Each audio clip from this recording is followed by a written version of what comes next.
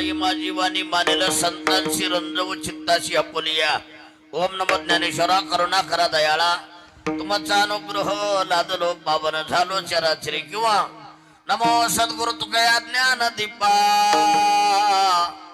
नमो सद्गुरु सच्चिदानंद रूपा. नमो सद्गुरु भक्त कल्याण मूर्ती.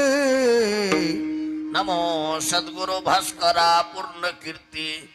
मस्तक हे पाया